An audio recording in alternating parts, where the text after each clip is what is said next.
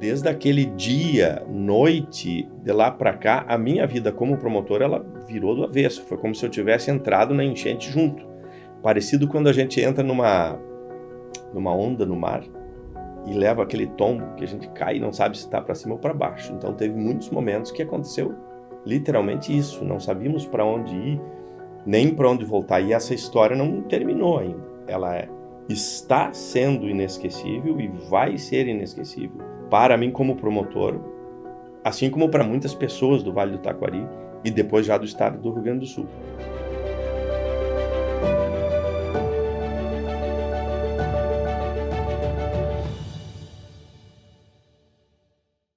Eu entrei no Ministério Público muito novo. Eu tinha, acho que 22 anos. Tem situações muito engraçadas das épocas em que as pessoas chegavam até o gabinete e achavam que era o estagiário, ou na minha casa os vendedores de livro iam, achavam que era o filho do promotor. Então, naquela época, o meu pai era advogado, eu fiz direito e tinha muito encantamento pelo direito, pelo debate, pelas coisas. E o Ministério Público foi o primeiro concurso que me abriu e eu vim para Porto Alegre, fiz o curso da Escola do Ministério Público e aquilo tudo me encantou demais, poder protagonizar, buscar direitos e a questão coletiva começava a surgir muito naquela época. Acho que isso pegou muito forte em mim e bate até hoje. É um direito mais amplo, uma luta mais ampla. E entrei de cabeça. E assim estou há 33 anos. Sabe que eu tive algumas mudanças, né, durante a minha carreira que foram muito significativas. Minha ênfase é na infância e juventude, é a defesa comunitária. A linha da justiça restaurativa me deu um outro ânimo, um outro espírito de fazer justiça de uma forma diferente, sair um pouquinho de códigos, sair um pouquinho do certo e errado, sair um pouquinho das leis, buscar mais composição, buscar mais compreensão das necessidades. É não ter medo das pessoas, não ter medo das realidades e de tu conseguir fazer pequenas transformações que sejam numa pessoa, numa família e talvez numa comunidade. Isso, se tu for pensar bem, é muito nobre numa passagem de vida que a gente tem. E não dá para deixar de desperdiçar isso por cansaço, ou por tristeza, ou por mau humor, ou por uma razão pequena ou qualquer. Então, me sinto muito tranquilo, muito satisfeito sendo promotor de justiça. A pressão é muito grande, o tamanho do desastre é enorme, o tamanho das necessidades é muito grande e as nossas caixas de ferramentas são pequenas diante disso. Ali em Lajeado, no Vale do Taquari, historicamente nós vínhamos vivendo com enchentes, as cheias, né? Era meio que normal todo ano ter 1, 2, 3 enchentes médias. Pessoas eram atingidas, pessoas eram recolhidas, pessoas voltavam para o lugar e a vida seguia, né? E assim estávamos, e eu lembro muito bem que casualmente estávamos dentro do presídio naquele dia, quando a enchente começou a se tornar maior do que a normal. O primeiro ponto que me marcou grave, assim, o tamanho da tragédia, foi quando eu estava... Então, como não consegui ficar na promotoria. Não consegui. Eu vi que o mundo estava diferente e não tinha como eu ir lá me manifestar num expediente corriqueiro, não que sejam insignificantes os casos, mas não tinha como. E alguma coisa nos puxava para... Eu tinha que ir lá para o centro do comando da situação, que era em Lajeado naquele momento. Um parque lá, o chamado Parque do Imigrante, onde estava a Defesa Civil, todo mundo, e quando eu vi já começou o helicóptero, começou o governador, começou todo mundo a observar, o rio não parava de subir, a catástrofe estava aumentando, isso ainda em setembro. Quando o secretário de Segurança de Lajeado me chamou para um canto, estávamos caminhando, ele me chamou, disse, chefe, ele me chama assim, chefe, vamos precisar da sua ajuda. Eu disse, vamos ver se está ao meu alcance. Nós estamos precisando de caminhão frigorífico. Para quê? Nós temos que armazenar as vítimas. Então, não vai caber dentro do necrotério, no IML. Tem uma ou duas viaturas, elas não dão conta. Tinha umas que vinham de Roca Salles, de Encantado, não tinha caminho. Os peritos estavam ali no limite. Tinha que trazer alguns para Porto Alegre para fazer exame. Enfim, era uma questão técnica. E ali eu vi o tamanho do problema. Né? Que aí a situação deixou de ser uma situação de promotoria e passa a ser uma situação de guerra. De guerra. E durante 15 dias ficaram 2 caminhões frigoríficos ali ao redor do parque, que poucas pessoas sabiam que eles armazenavam alguns corpos. Entre eles, 2 que nos marcaram demais, foi um momento em que, numa dessas corredeiras fortes, uma família inteira foi levada. Sobreviveu o pai. Morreram 2 filhos, um pequenininho e uma outra criança maior. Morreu a mãe e ninguém sabia onde eles estavam, porque o rio ainda seguia, né, tocando, e aquele pai estava em completo desespero. Tanto que uma assistente social judiciária, que estava ali de voluntária também, e outros colaram nele porque havia risco de suicídio. Ele cogitava de se jogar da ponte, enfim, porque ele não se perdoava de não ter salvo as filhas e ter se salvo ele. Absolutamente compreensível a situação. E nós já estávamos com 2 crianças, as 2 dele já no caminhão. É tudo muito triste, muito chocante naqueles momentos, esses episódios muito pontuais, assim, de verter sangue e lágrima ao mesmo tempo.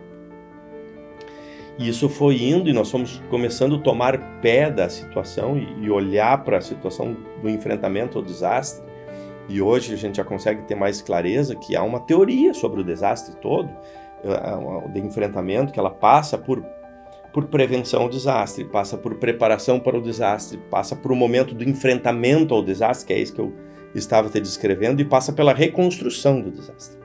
E aí essa promotoria, que ela é regional, ela não tinha só Lajeado. E aí começaram as dificuldades.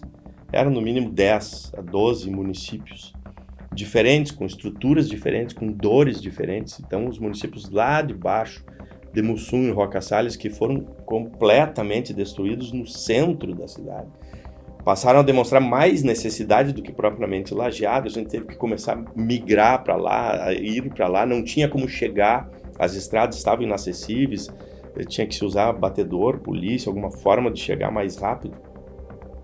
E a mesma tragédia que se viu na vida das pessoas, nós começamos a ver nos próprios gestores. Então eu fui vendo ali naquele momento que as estruturas de socorro também estavam colapsadas. Também estavam. Então a população estava desprotegida, quem precisava proteger também estava mal. E aí começaram a surgir então as outras instâncias de governo, governo do estado, governo federal. E isso também tem sido um aprendizado, sim, absurdo, porque o nosso sistema federativo está posto à prova nessa situação. Só que enquanto isso as pessoas sofrendo, né? Tinha gente fora de casa, tinha gente sem casa, tinha gente sem saber onde é que tinha corpo, tinha gente com morte, tinha tudo acontecendo ao mesmo tempo. E aí ser promotor de justiça nessa hora, e talvez esse seja o aprendizado que nós estamos tendo lá, que é sair completamente da caixinha. E nós somos acostumados a trabalhar com muita segurança. Me parece que é um perfil do promotor de justiça, ele dar segurança, mas também trabalhar na segurança. Ou seja, é o processo que me veio, é o inquérito que me veio, é a investigação que me apresentaram, é a representação que está feita, eu vou fazer análise jurídica, vou devolver no jurídico. E, gente, ali não tinha nada disso. E, ao mesmo tempo, eu pensava, e penso até hoje, assim, porque depois de setembro teve novembro, depois de novembro teve maio, né? Que nós temos uma missão a cumprir ali, que é diferente, nem sempre ela é bem compreendida, mas há um espaço enorme de ação para o Ministério Público, um espaço infindável quase, que é fazer a ligação entre o barro e a necessidade das pessoas e a dificuldade de uma gestão pública numa situação de desastre. Amanhã tem uma audiência pública com uma porção de pessoas em que muito mais eu vou ter que dizer para eles que eu não sei do que eu vou ter que dizer que sei. E eu tento estabelecer com estas comunidades uma relação de lealdade e de sinceridade. Eu começo dizendo a eles isso, que o que eu não souber eu não vou dizer que sei. Primeira pergunta que as pessoas fazem desde setembro até hoje, e estamos aqui já em julho de 2024.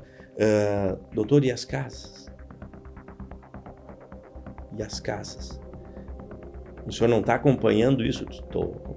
Quando é que vão ficar prontas as casas? Eu não sei. Quando é que eu vou ganhar a minha casa nessa história toda? Eu não sei. Eu sei que sairão casas. E é esse o processo que eu estou acompanhando. E é isso que eu estou reunindo prefeitos, estou reunindo a Caixa Federal, estou reunindo o governo do estado, olhando situações em que às vezes eles não conseguiram conversar, às vezes faltou um detalhe, às vezes tem que empurrar um outro, tem que ajustar um outro, tem que apresentar instituições para que as casas saiam. Mas quando elas vão sair? E quem será o primeiro beneficiário? Eu não sei. Então eu tenho que dizer isso às pessoas, mas dizer que o Ministério Público estará ao lado delas. Ali saiu fora de qualquer possibilidade. Nós, que eu quero dizer a comunidade, estava completamente estarrecida, do tipo assim, não vai parar isso de subir, né? Era ponte sujeitando cair, balsa batendo na ponte, caiu ponte daqui, caiu ponte de lá, cai ponte de Arroio do Meio, cai ponte de outro lugar, cai luz, cai internet, cai comunicação, caiu tudo, pessoas morrendo de novo, porque nosso preparo todo de novembro para cá era a primeira meta, não pode morrer mais ninguém. Não pode morrer mais ninguém. E esses municípios estavam se preparando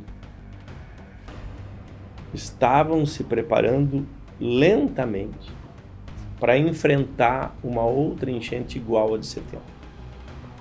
Olha só, estavam se preparando lentamente para enfrentar uma outra enchente igual a de setembro.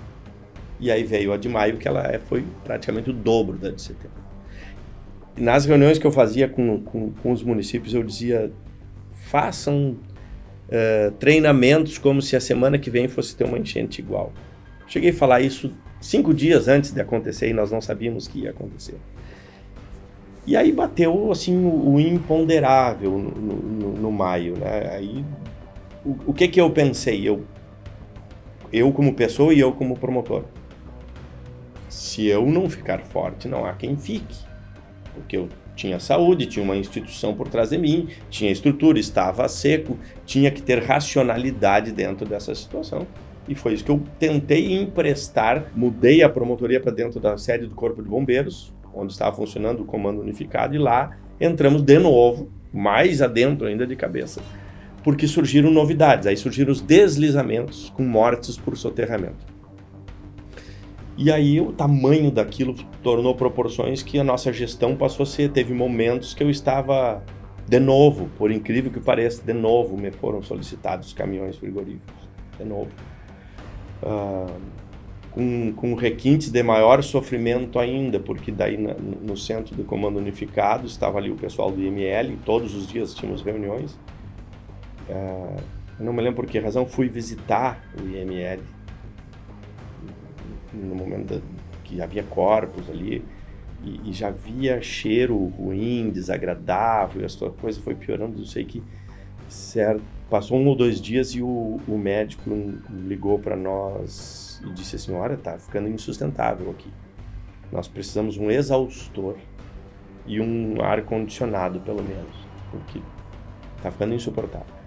Aí de novo, aquela mesma situação de guerra, então acha alguém, e o voluntariado nesse momento ele é essencial. Então, um voluntário que estava ali presente, eu disse: meu amigo, eu preciso que tu vá resolver esse problema.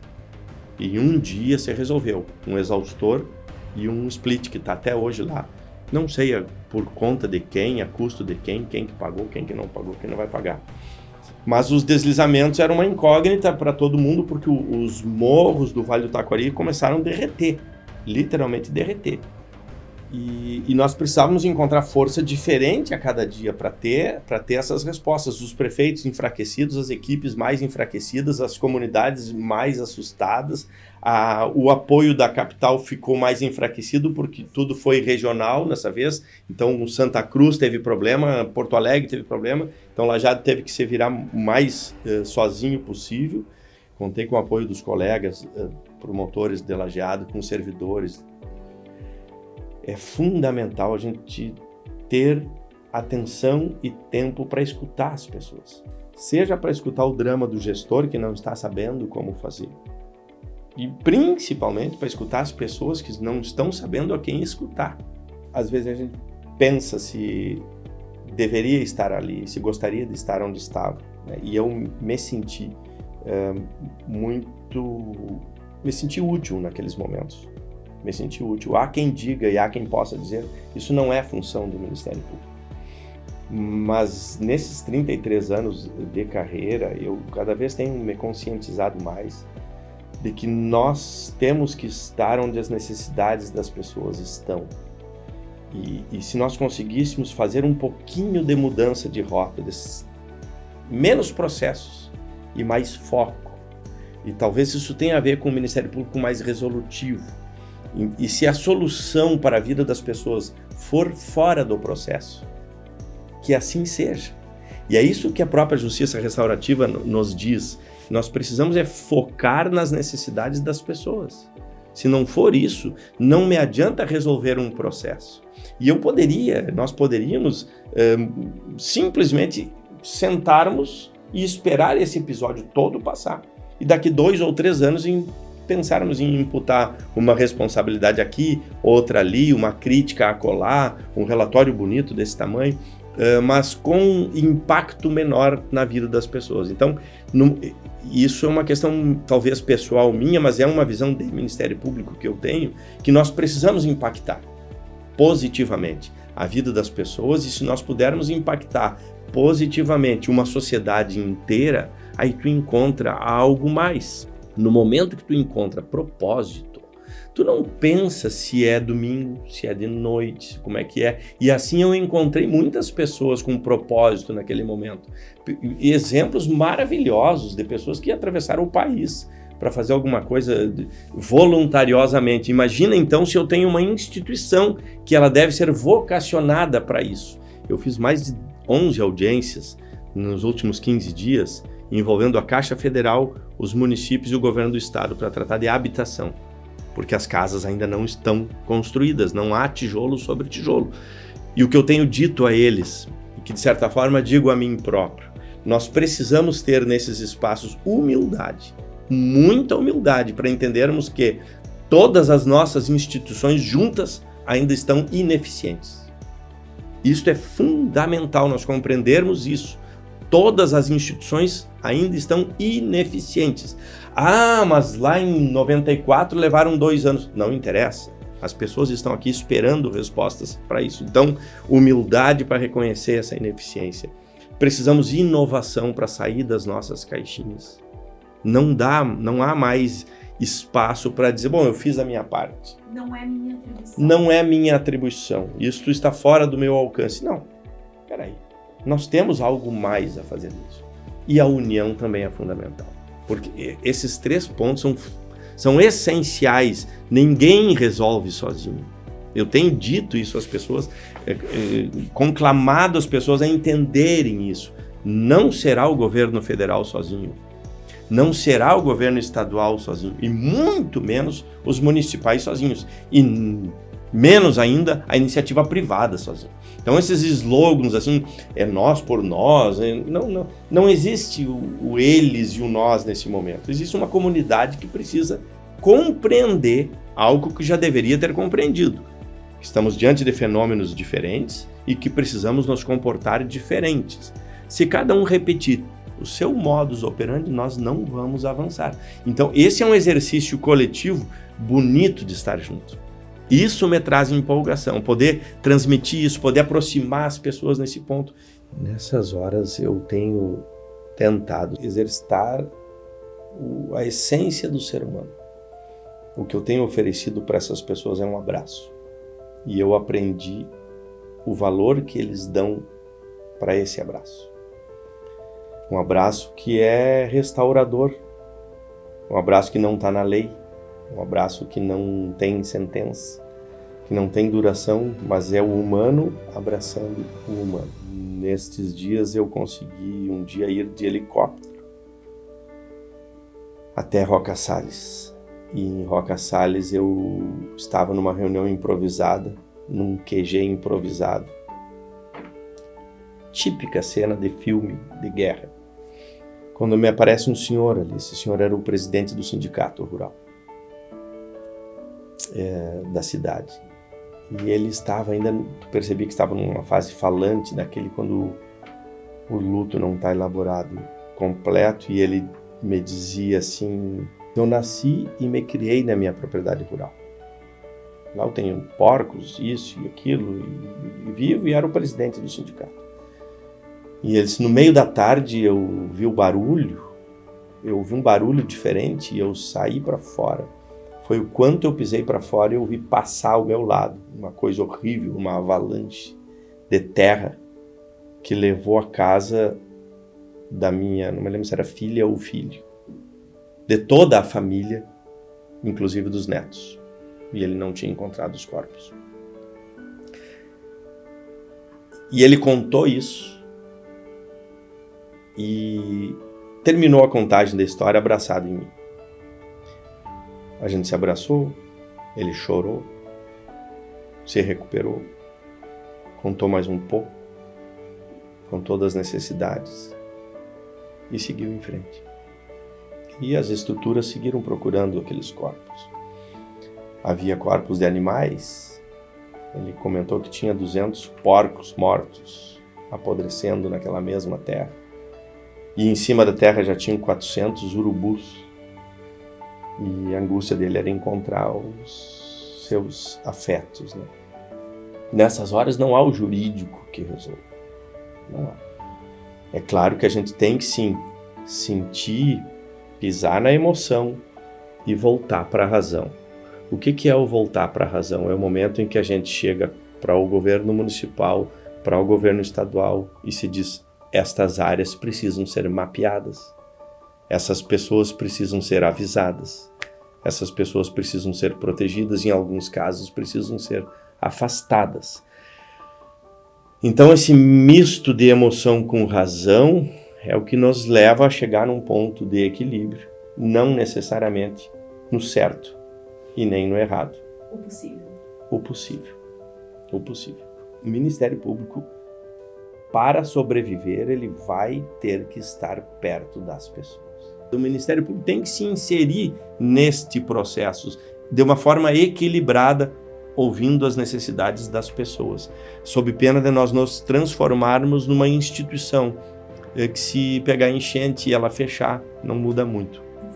Não faz falta. E quando a gente sente que o Ministério Público faz falta numa reunião, que o Ministério Público faz falta numa audiência, que o Ministério Público faz falta para uma pessoa, a instituição estará viva.